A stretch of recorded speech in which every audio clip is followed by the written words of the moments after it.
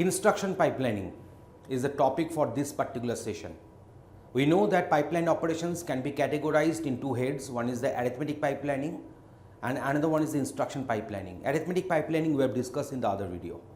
So, in case of instruction pipelining, we know that a program consists of multiple instructions, and in case of pipeline architecture, each and every instruction will get executed in multiple different phases or stages or segments.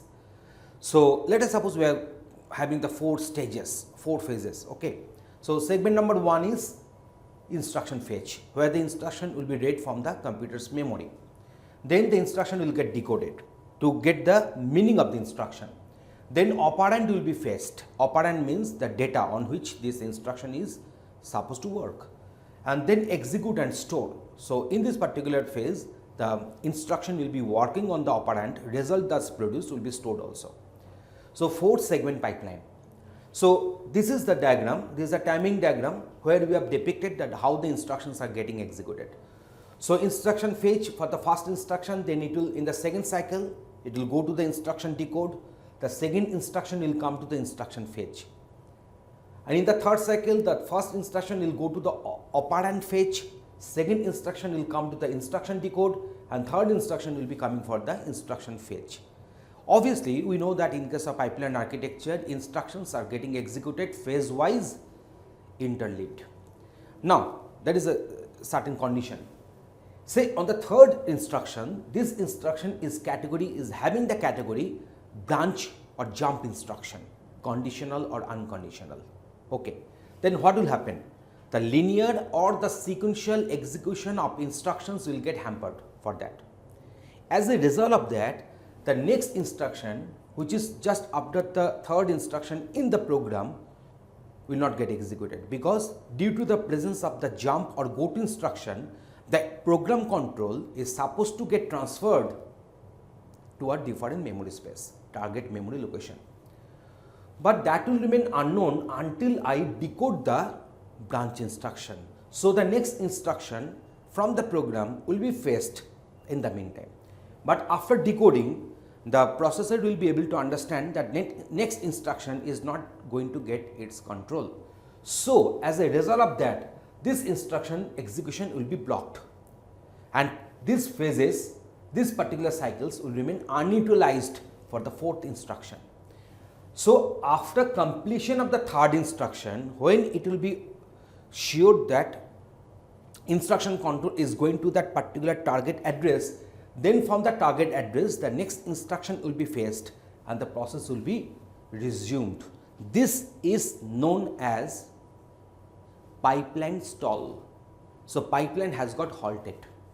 So, as a result of that, you see so many phases are there, so many time cycles were there for which this pipeline remain unutilized, and this is known as pipeline stall. And obviously, that when the pipeline stall will take place, the pipeline efficiency will get decreased, the pipeline throughput will get decreased, and that will be the deterioration in the performance of the pipeline. So, obviously, due to the introduction of so many branch and go to instructions in pipeline architecture, the program execution performance parameters will get degraded. So, I have discussed this particular timing diagram. Now, come to this particular flow chart. So, in the segment 1, what will happen? The instruction will be read from where? From the memory. In the segment number 2, what will happen? The instruction which has been read, will be decoded to get the meaning of the instruction, and it will calculate the effective address of the operand. Is it a branch instruction? Say for the first time I am considering no. Then the operand will be fetched and instruction execution will take place. So, 4 segments have got completed.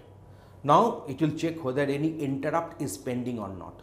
If there is one interrupt, then it will be processed, otherwise the next instruction will be fetched and will be executed accordingly. But if it is a branch instruction, then pipeline stall is going to take place. What is the meaning of the term pipeline stall? Pipeline stall means the next instruction execution will be cleaned up, the pipeline will be made empty, and that is known as a pipeline stall. So, yes, if it is yes, then update the program counter with the target address from where the next target instruction has to be read and executed, and then empty pipe will take place, and then the process will be restarted.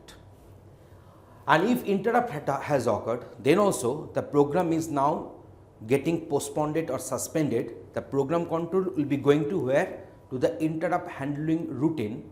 So the routine means the procedure, the program segment which is supposed to get executed to handle the interrupt for what it has been caused. And so again the empty pipe will take place after updating the program counter. That means please go to that particular address. We know the program counter is nothing but a register which will hold the address of the next instruction getting executed.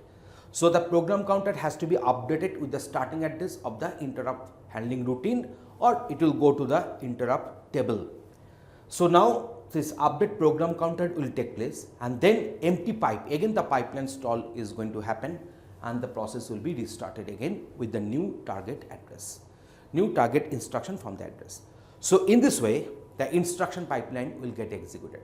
I think the conception is clear to you. That means pipeline stall will always degrade the performance of the pipeline operation. So hope you have got the logic of this particular session. Thanks for watching.